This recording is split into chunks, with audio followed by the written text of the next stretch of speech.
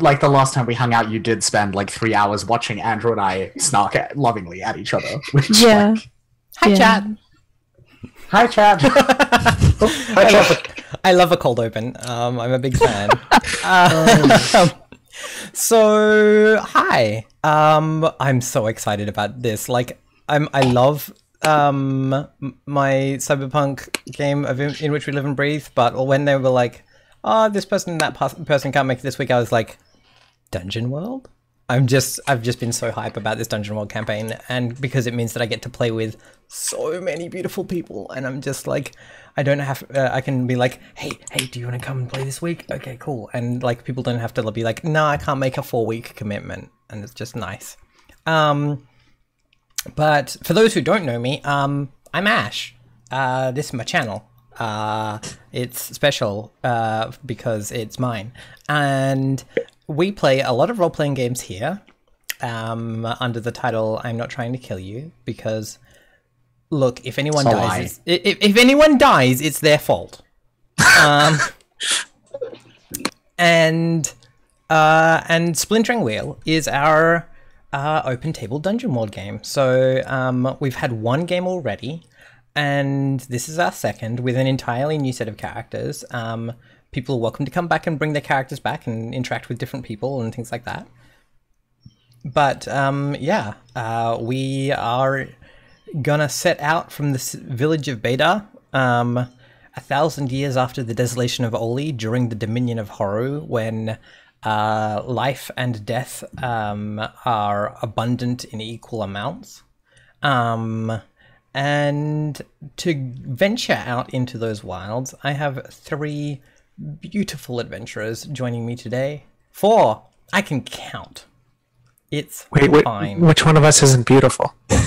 It's me. Look. Damn, that was really quick. Such strong yes and skills. Good job, you two.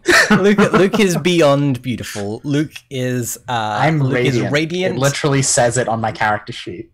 Yeah. You are a beacon of hope unto the world, Luke. Do you wanna do your intro? That's also a really good description of my character, ironically. Yeah. I am Luke. My pronouns are they, them. I am a game designer, a podcast host, a cast member here, and a professional GM for children in my day job. My character is called Kalak, and she is a cool, like, big, tall, orcish lady. And she, by her Dungeon World class, is the Light Bearer. So she's kind of like Gandalf in The Lord of the Rings, with like cool light-based power and like bringing hope and stuff. And like falling down like big cliffs. I will see. My dexterity is actually pretty good. All right, so, like, good job. I think it's unlikely. And my alignment is hope. Lead another to act despite fear or doubt. Nice, excellent. Next on our list is the beautiful Erin. Oh god. Hi everybody. I'm Erin. Pronouns are she, her. I will be playing the part of Etienne Breaksilver. Class for this one is a thief. Excuse me. Basically picture like a kind of tall, wiry, very confident woman. She's got a rapier that she uses that she acquired from a servant of Horu. We're not going to get into that. And my alignment is neutral. Avoid detection or infiltrate a location. Cool. Awesome. Next up, we have the beautiful Jason. Hi, I'm Jason, they, them. Today I'm playing Anhaga. She's a ranger who's able to navigate these eternally changing wilds, but through life has gotten fed up with things never really ever being the same. She has a mule, so... and her alignment is chaotic, so she intends to, or will hopefully free someone from literal or figurative bonds. Cool. Awesome. And finally, the beautiful Andy. Hello, good morning, good night, all the above. My name is Andy. My pronouns are she and her. I'm one of the many lovely people here, and I'm super excited to keep company with all y'all. So, hooray, hooray. Today, I'm going to be playing Arcady, a druid. They decided that they're a very hard-worn halfling who is marked by having some... With the druids, they, in being shape-shifting tastic friendos, they carry some sort of mark of being a druid. And in this case, Arcady has sports a pair of like antelope horns, like swept back. Cool. So that's important. And then alignment. I've decided that Arcady, their alignment is good. So it's helped something or someone grow. Cool. Awesome. So, because this is our open table game, we actually have a start of session move that we can actually do to kind of like set ourselves up and work out like. So the town of Beta is like most of the buildings are empty and taken over by the jungle and forest and overgrowth.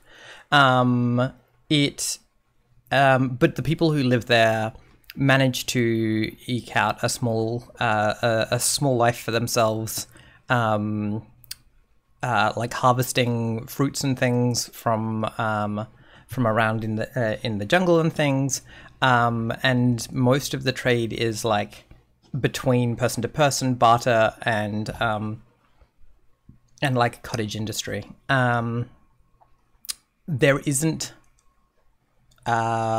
There aren't like big farms. There isn't a market in which to like sell and trade things. There isn't like a blacksmith or anything fancy like that. It is a collection of houses at best. And this is a thing that can be improved over time. There are systems in this game for improving the town so that things get better. But for the moment, I'm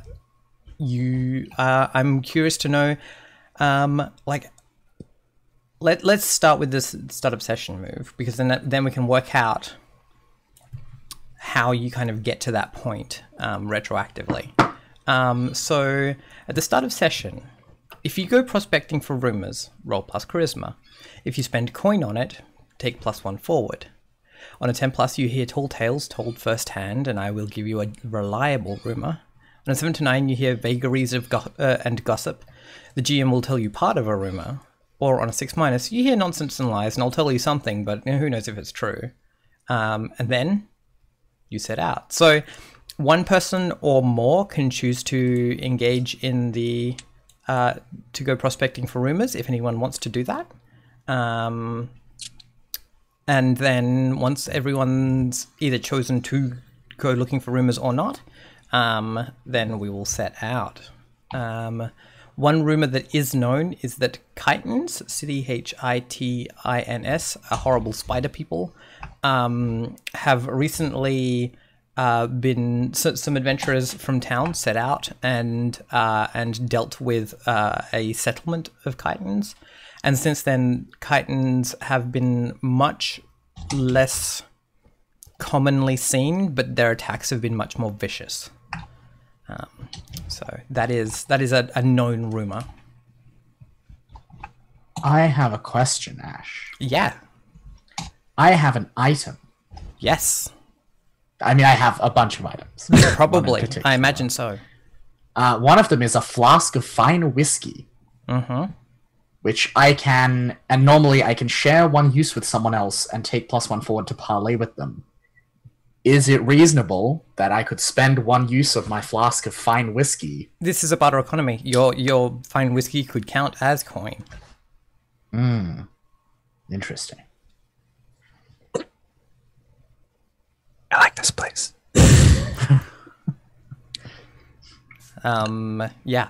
So, like, are you going searching for rumors and things? Yeah, I think I am going to search for rumors, and I think what the whiskey thing looks like is not like, it's not literally like I give the bottle to someone and I'm like, here you go, here is some coin. Like, this looks like me gathering a circle of people around me out on like the village green somewhere, and we all share the bottle of whiskey. And in exchange for this show of goodwill, they are motivated to tell me good rumors. Yeah, I like that.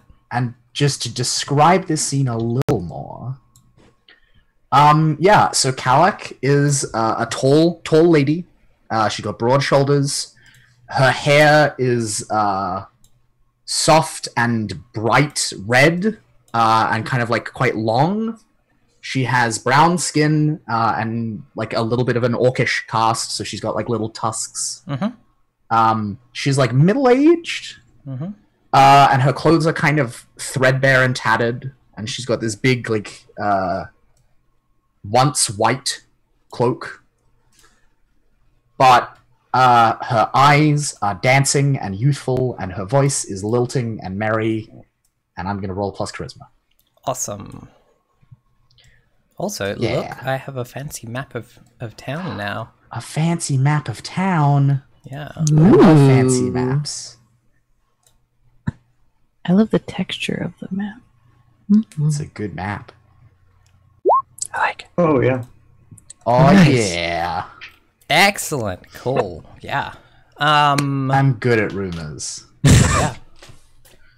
One of the I think like an older woman in this like in this circle takes like a taste of the whiskey and is like, I know this one. This is fine and smoky. Remember that time that that Brandel, the merchant, he got lost and found it here. Is this where you got it from? I'm sure it must be. I heard that he is up in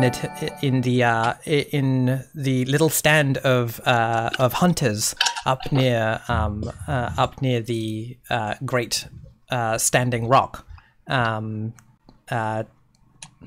I think she probably says like northwest or something, but like the cardinal directions don't often make all that much sense here. But yeah, like, you know, the standing rock. It's like there is like a fairly sparse bare hill, and then there is a great piece of like what is it that Stonehenge is made of? Is it like granite or something like that? I almost said stone, and that doesn't help any. I'm sorry. I was thinking heavy stones. Yeah, big stones. So there's a big big rock that is Stonehenge is made out of sandstone. Okay, cool. So I was about to Google it. Thank you. There's a big piece of sandstone that that has like carvings all up and down it that at least no one in town has worked out what they are yet. But there's a stand of hunters that there's a group of hunters that basically use it as like their market to get home, visually. So they have like a little, and apparently, Brandel, the merchant, has been seen near there. Probably 2 days ish of travel away. Yeah, not too far away. Not too far. Anyone else want to go rumor gathering? Or are we good? I would like to try my luck. Go for it. Yeah. Go for it. You want to go first, Jason? No, you go ahead. Okay. Go ahead. Sorry. I think Etienne normally tends to sort of try to exist on the periphery, not drawing too much attention, because with attention comes questions, and with questions usually there's stabbing and running and hiding and all of that sort of thing. Oh yeah, that's what questions always lead to. I'm very familiar with that. You've read books. So I think what she does is at some point there's probably a small gathering of people who are just you can obviously tell that these people are friends and they're actually catching up on each other's lives and stuff. And she just kind of barges in, and I mean, it's like this 6 foot tall, like blonde haired lady with like the side of her head shaved, and she's got like her armor is basically a little bit more than like a corset with like some leather things on it, and she's got this evil looking rapier, and she's like, "Hey, so you know any good job opportunities here?" I can't believe you're flirting with me with a character description. Oh my gosh. Just like, this person sounds amazing. Roll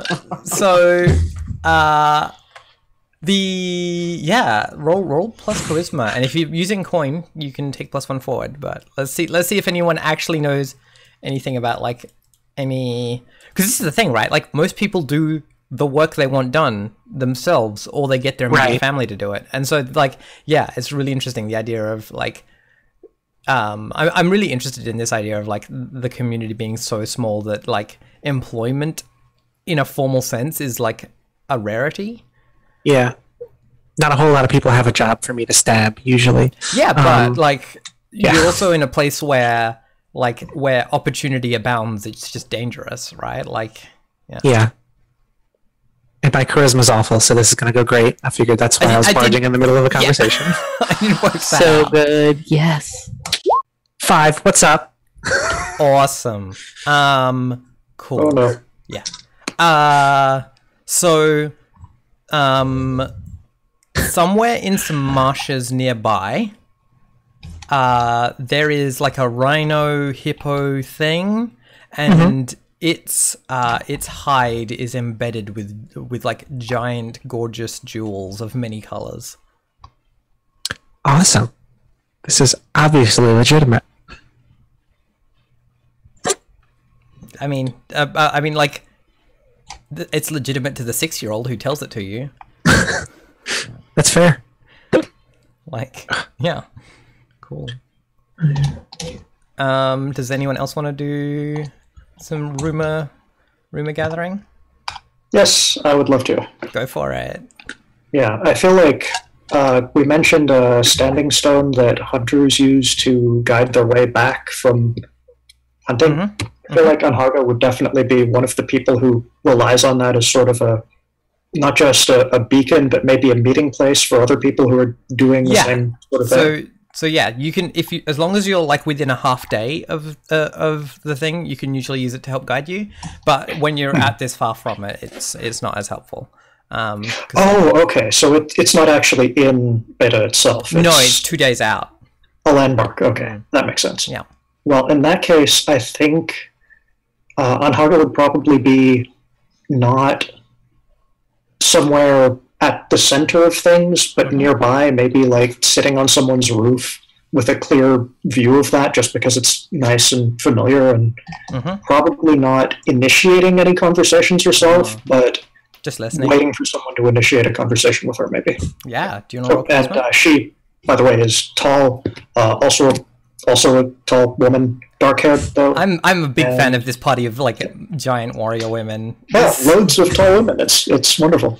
I would not use the word warrior to characterize. No, that's true. Sorry, Kalak at all. My brain thinks. My brain goes immediately to like the scene from, The Princess Bride with like, "Rest well, my friend, and dream of large women."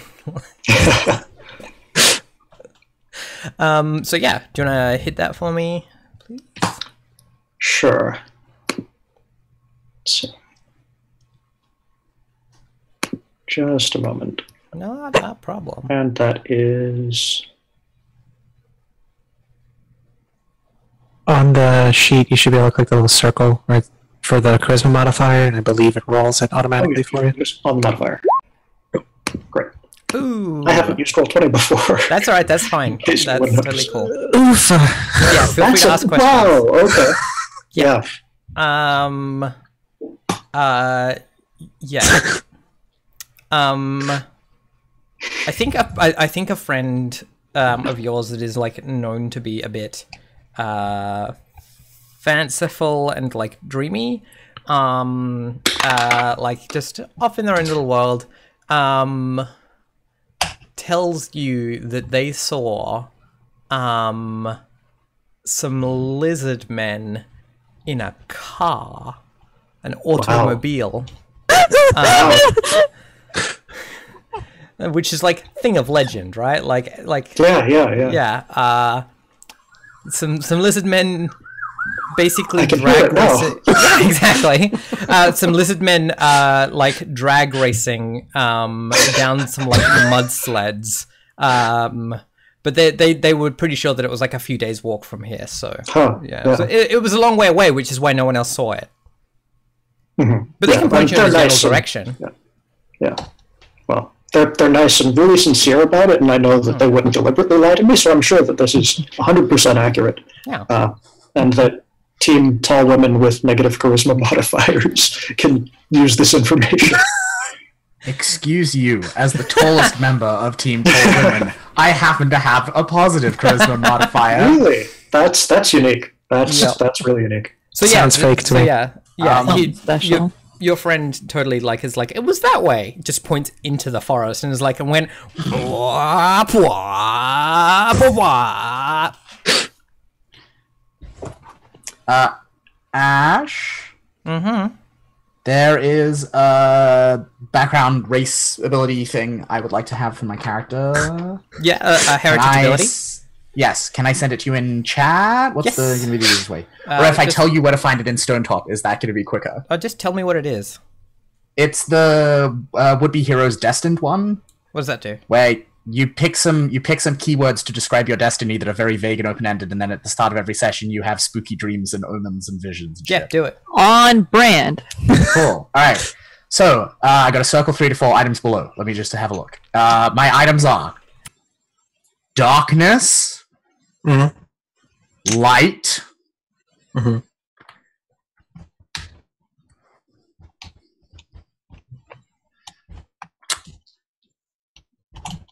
discover, and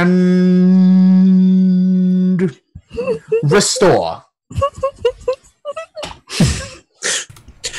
I'm sure I just want to say that will probably happen. Yep. Which one?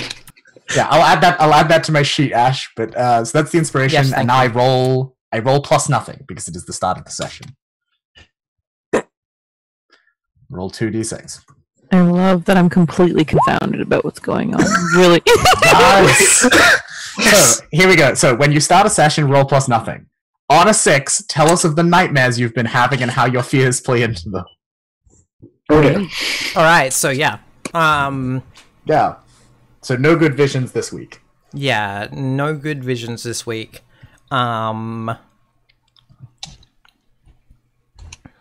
Chitins wearing the skins of some kind of like reptilian folk come into the house in which you live, bearing great flaming like magnesium white fire, and it burns your eyes. And you try to escape it by like climbing under your bed, and they like hold the thing down, and you can't get out of the light. And the dream ends when you snatch one of the skins off of the chitin, off of one of the chitins, and you realize that you're holding Wally's skin, which is Anhaga's friend. You're holding his face, as if he'd What been an flayed. excellent dream that I am not at all troubled by. No, why would you be? Yep. Totally, clearly part of my destiny. Deeply comforting. so yeah. Unless Andy wants to roll for rumors. I think I'm in good shape. I have enjoyed this set of rumors, and Yep. Cool. thank you. Then, with rumors or not, choose a destination, repick your gear if you want to, and set out. Don't dally. I mean, I think we've really only got the one credible lead so far, so that seems to... Unless y'all want to go hunt some gem-studded rhino hippos, which... they seem endangered. I think even Etienne has a limit. These drag racing mythical cars do sound very exciting, though. That's true. And I just want to say, when you were talking about picking race moves, Luke, and it was right after the drag racing discussion, I was like, whoa, this is going somewhere entirely different than Yeah. No. My heritage move is actually the Road War move from Apocalypse World. My character's a driver, and my other car is a tank. Yeah. I'm very excited. Oh my god, that could be my third character. Like, legit. Like, there is a way to do this. What was it? I have legitimately excited. seen a Dungeon World playbook that was the driver, because I played one in one of Emily's Dungeon World games, and she was a very broken person. And I'm shocked. Yeah, her donkey definitely had their shit together more than she did. So yeah, do you like possible things that you know about are like the rumors of the Well of Eels and the place where the so things from like the rumor that you already had, the Well of Eels, the place where the chitins had made their nest. That's from like the rumors from the previous episode. The Standing Stone, the Rhino Hippo thing, drag racing lizard men, or you can or you're welcome to set out into the jungle looking for adventure. I'm kind of into the last option. Yeah. Sure. Let's do it. But I wonder if we can be a little bit. Oh my god. Oh my god. All right. I regret nothing. I'm wondering if we can be a little bit more specific than just like. Well, yeah. So let's look at the Undertaker Pillar's journey move. When you venture into the wilds with a destination in mind, name what you're looking for: adventure, treasure, the hidden grove of the Elder Blood Tree, and ask the GM how much progress you'll need. Then you roll, and you get bonuses based on if you know where you're going. And then, like, yeah, we see what happens from then on out. But yeah, you just have to say, we're looking for this.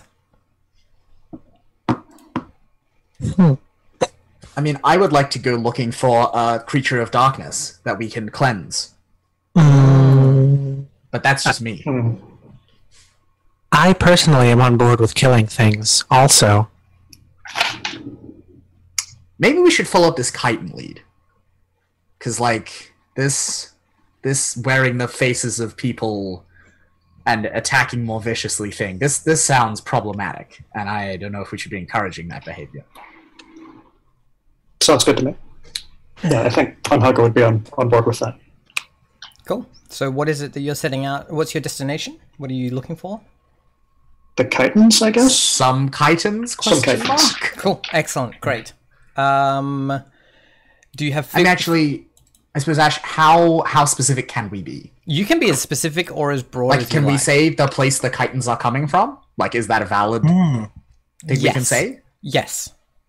The chitin nest? So Are people on board with that? so then ask the GM how much progress you'll need. Ash, how much progress will we need? You would need 2 progress to get to the place the chitin nest that was visited previously and apparently destroyed. You would need 4 to find like another chitin nest.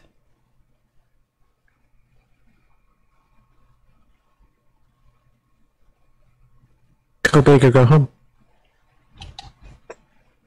Cool. I'm interested in seeing something there, yeah. Yeah. Something that hasn't been on in the game before. Yeah. Let's go for the new one. The big one? All right, cool. Yeah.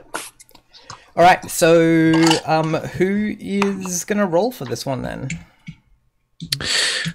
So what is the roll for it again? This is to see, so what each like period of travel, whether that's a half day or a day, you roll to like basically navigate through the wilderness. Okay. I think you have folklore and hearsay to guide you at the moment, but I don't think you have a map, and no one has been there before. So anyone can roll +1, 2d6 +1, whoever wants to do that. I will if nobody else does, but Yep, go for it. Actually, can I do it and try to use my animal companion to assist in some way? Yeah, nice. Since I have a mule. Jason, will you remind me of your character's name? Oh, Anhaga, Anhaga. And can you tell us about your animal companion? Yes. Yeah, I also need to know your animal companion's name. Yeah, Jenny is a mule, and she has one kind of training, and that is to labor. And I have a feeling that going a long distance through these ever-changing woods and jungles is going to be a considerable labor. Yes, I 100% agree. You can definitely get Jenny's help on this one. I love the fact we're being led by a mule. Yep. It's so good. Excellent. Yeah, so you can definitely do that. So if you don't, so with Roll20, you can type in the like chat box /roll space and then 2d6 plus 1 or 2 or whatever you're getting. Jenny, does Jenny grant you a +1 on things? I'm checking up on the rules for it, and you track at its cunning to your roll. Okay, so her cunning is 1, so it's just +1 to the roll. Cool. So yep. So you're 2d6 plus 2. Yep. Awesome. Nicely done. Great. So on a 7 to 9, choose one. Make a discovery, but no progress, and ask me what you find, or make a progress, but only if you overcome a danger first. I'd like us to make progress at the cost of a danger. Cool. Excellent. Cool. Yeah. Great. So as you're like traveling through this, so I want to know, like, are you and Jenny at the front, or are you and Jenny doing the work of like carrying the most stuff and those sorts of things? I think it's more that Jenny and I are getting people across any physical geographic hurdles, like if there's a stream in the way or a gorge or something. Yeah. We get some kind of system for getting people across it. Something along those lines. So is anyone here a Legolas type taking point? Is anyone here a rear guard, making sure that nothing is creeping up behind you? Can we talk about the landscape and the environment? Yeah. Like, I don't really know where we are. I So realize. you've headed out into You've headed out into the jungle. The landscape is this weird thing of like it can't decide if it's jungle or incredibly thick forest. Things just grow. They don't seem to care about if they're in the right biome or not. Sometimes you'll be like, oh, here's a few months where there are melons growing near town. That's good, right? Like, and then other times it's like it'll be like corn fell off this tree. That doesn't even make any sense, right? Like A stand of giant cactuses in the middle of a pond. Yeah. So I think the area that you're heading into has a lot of big, heavy bowed trees, and less underbrush, because of the thickness of the canopy. And as you're like moving through this space, you're seeing like lots of different colored, like leathery flowers up in the like canopy of the place. And underfoot, there is like heavy leaf litter, creating like a very like heavy mulch. There is a pretty constant smell of that like rich soily leaf decay smell. Loam. Yeah, loamy. Not a lot of like animal-y smells here. If you wanted to like get a better read of the landscape, I would make you roll to not read a sitch. Discern realities. Discern realities, yeah. But it's mostly you're moving through there's like small hills and dales and like valleys amongst all of this. So sometimes you'll like peek out across the valley and see like the top side of the canopy from across the valley. I think at this point, you've spotted a mulberry tree across the way. Across, there's probably a creek at the bottom of this valley. But yeah, that's kind of where you're at. When whoever is in lead, I think realizes that their footing isn't sure. And under this very thick canopy ash, what is the light like, and how and what time of day is it? I suppose. Yeah, you're pretty familiar with the way that that like canopy and light interact, especially in beta itself, because a lot of it is like under continual dappled light from trees and things, and a lot of the people of beta and this area are pretty used to judging time by the way that the shadows on the ground move, rather than where the sun is specifically. So I think at this point it's actually like early morning. Okay. You probably can hear. You can probably hear the sound of whatever bird it is that it keeps dropping like dates on you. But like you can see that it's finding the nice dates and dropping the bad ones on you. Oh, jerk. So Nature's the worst. Who is the person at the front being like, oh no, I've stepped in something? I'll do it. Oh wait, I think Andy was doing a thing. It's all good. I was trying to remember who's playing.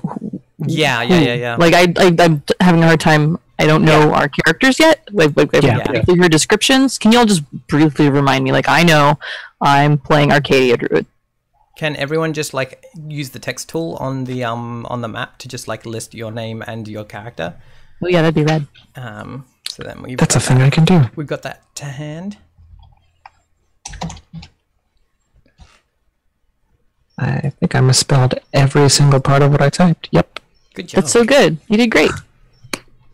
Every part. You 100%ed it. But like the wrong way. Where are we putting names? I'm putting mine on the bottom. I don't know.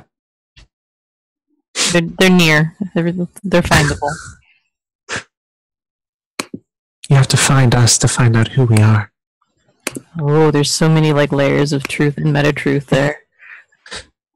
I'm really on about it.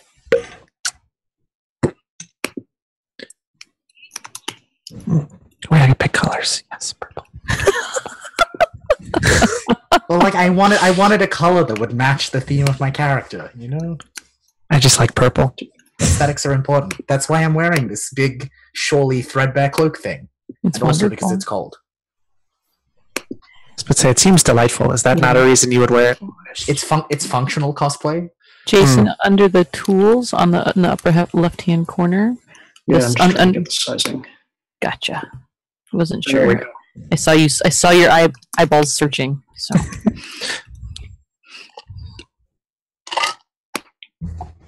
Okay, that's yay! not the same size I thought it would be. Excellent, nicely done. Yeah, the size tool is actually a bit weird on that.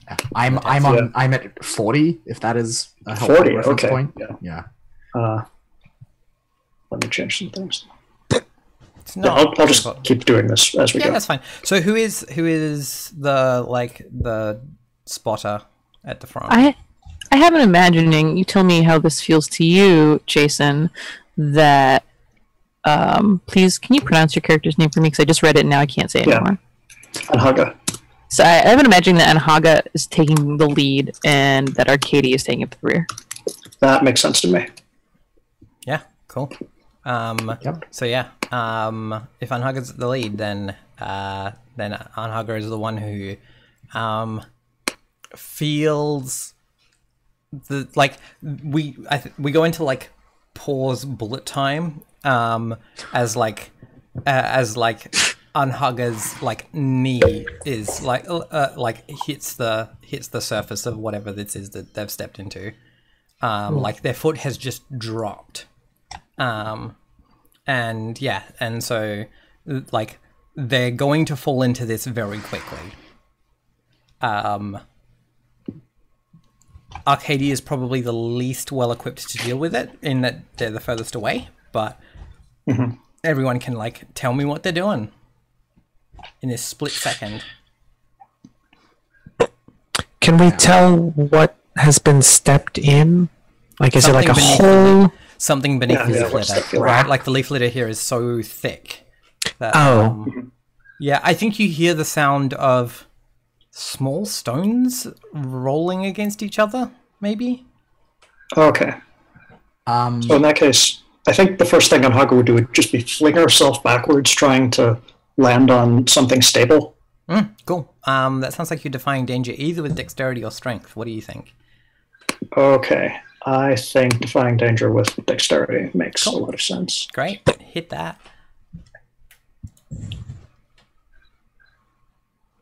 Is the person that's directly behind you close enough to like steady you or grab you, or like I don't know if there's helping to be done? Who's directly there behind is. me?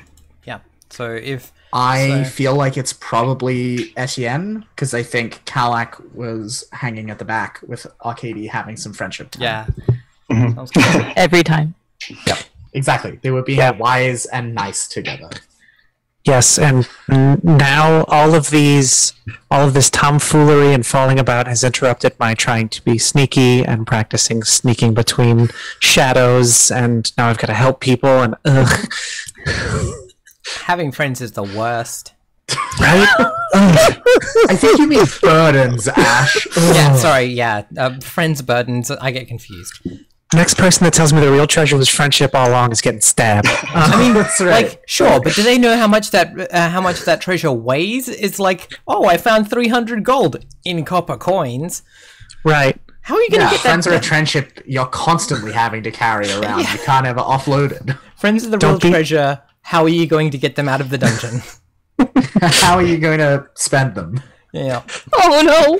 This is getting I'm sorry, Auntie. Wow. Jason, Okay. Can you roll dexterity for me?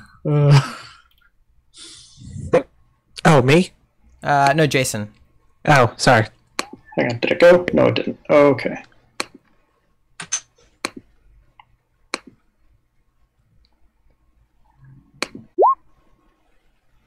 Ooh. 8. Excellent. So you stumble, hesitate, or flinch. Yeah, you throw yourself back. You're like, cool, great. And I think you like grab a hold of Etienne's hand or leg.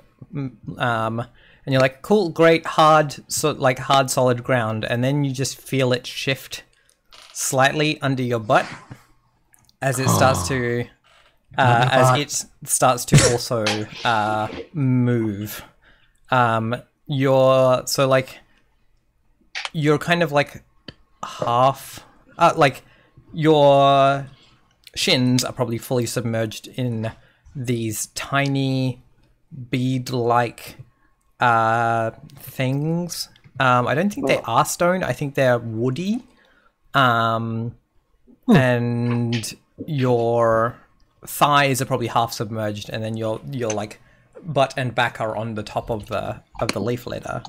But yeah, you're holding onto Etienne, so you're not gonna be gone. Like you're not gonna like disappear down into it immediately, but you're still like not on completely solid ground. But you've got like more than a split second now to like deal with it. Okay, so I accidentally clicked the thing that I was thinking about doing, which was disturbing realities, just sort of trying to take that moment to figure out exactly what's going on with the situation. Yep. If there's enough time for that. Yeah, I mean, with the 9, that makes sense. You can have one question from that list. Okay. So what is about to happen? The side of the hill down towards the creek that is between you and the next hill is going to is becoming very quickly destabilized as the like whole top layer of like what seemed to be the ground is actually these little bead-sized seeds. So you're heavier than them, so that's a problem, because if they were heavier, you could walk on top of them, but that's not the situation. They will just, and like you can feel them like underneath you. They roll around against each other with almost no friction against each other. Oh, okay. Seed slide. Yeah. That sounds bad, actually. So is everyone else still on stable ground at the moment? As far as anyone can tell. As far as I know, yeah. Okay. Yeah. And you see like just right down, like as far as you can, like right on the edge of where you can see down the hill, you just see the bottom of it just starting to move down the hill, and the leaf litter like parting to reveal all of these tiny little grains just rolling as one. Cool. Okay. In that case, sort of from her position, flat on her back, sliding downwards, or starting to get submerged, I guess, Anhaga just shouts up back over her shoulder, "Just get back! Everyone get out of here! It's not safe anymore!" In hopes that, like, You're muted, Aaron. at least someone else will get out of it. Oh, it looked like you were talking, Aaron. And then, Oh no, muted. sorry. Yeah. So, like, Aaron, Etienne has like, do you let go of Etienne's ankle? And Haga?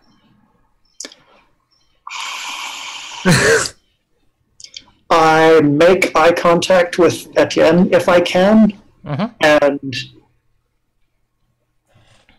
sort of try to do the communicating with eyes thing, saying, "I'm about to let go. Yeah. You better, if I do this, you better get out of this and make it worth it." And sort of try to gauge a response before I actually sacrifice myself. I think before you even let go, she's going to like probably grab you by the forearm and then just kind of roll her eyes and say, "Let's go." Okay. Cool. And, like, just start leaning backwards. Yeah, that sounds like defy danger with strength. Great. 9. Do you want to help Anhaga?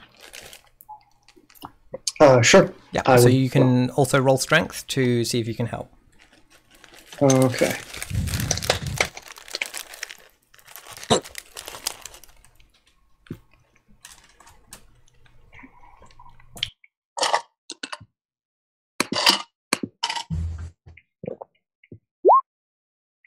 Oof.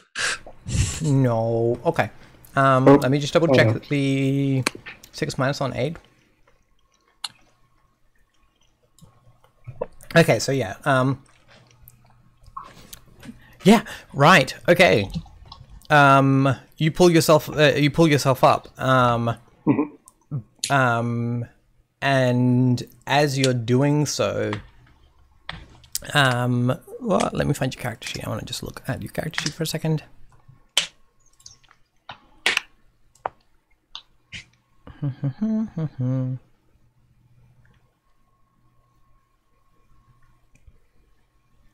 What was the name of your mule? Jenny. Jenny. Oh. Yeah. So yeah, no. you pull yourself up, and Jenny's like, "Oh, my friend is in danger. I should go and oh god." Right, like, and tries to just go like as the crow flies towards you to save you, and just immediately just goes like a dozen feet down, like down the way, and you can see that yeah, she's already like up to her shoulders. But on the plus side, you're like all the humans are on safe ground. This is bad, actually. Yeah.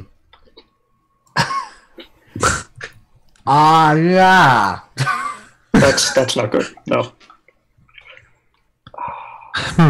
I've got this great new thing where I base traps on industrial accidents. It's awesome.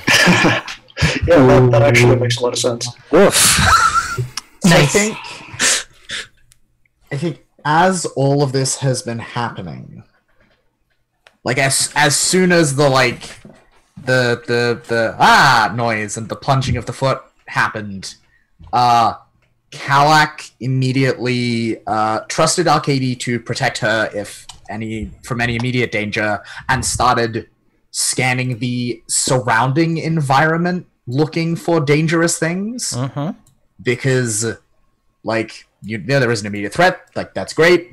That is a thing we can deal with. If we are in the middle of dealing with that and the thing stabs us in the back, we are less able to deal with that. Yeah. Cool. And so, yeah, she's like scanning the area and like paying special attention to like the texture of the light and how it like plays on the ground and it plays with the shadow and like how things could be using that to conceal themselves. Yeah, definitely. Because she's used to working by dappled light, because she often works by candlelight. Cool. All right, I'm gonna discern realities. Sounds good. Where's the button for that? Oh yeah, you click the name You of the click on the thing, yeah. Boom. It's a real good sheet. I did it. Yeah, cool, awesome. Do you want to ask a question? I am gonna ask a question. Hey team, should I ask for a useful thing or a thing that will help us find out if anything is hiding? Useful thing. It sounds like you're looking for anything that's hiding, though. That's a good point. That is a fair point. All right, what here is not what it appears to be.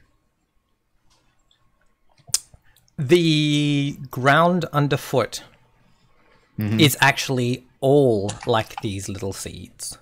Oh no. It has been for a while, but the ground underfoot, when it's not on the like slope, is like held together by a network of all of the little seeds, like sending out like tendrils amongst each other. Okay. So that like if you were to fall hard on it, you'd go through the tendril layer and into the like deep seed thing. And these seeds are the ones that are in the dates that are growing abundantly all over the trees above. Arcady? We have a slight problem. Yeah, everyone's real sloppy. And Kalak just like kind of like catches your eyes and then looks down at like what we're standing on and just like brush uses her foot. Yeah. Uses her foot to like scuff some leaf litter to reveal this layer of seeds. Are we gonna embarrass ourselves? We should probably get climbing. All of us. Like, but and she just looks at the mule and is just like, but fuck. The mule drifting slowly down. And also, like, the mule can't climb. Even if we rescue the mule, we can't put a mule in a tree. That's quitter talk. Do you remember that fable about sledding? And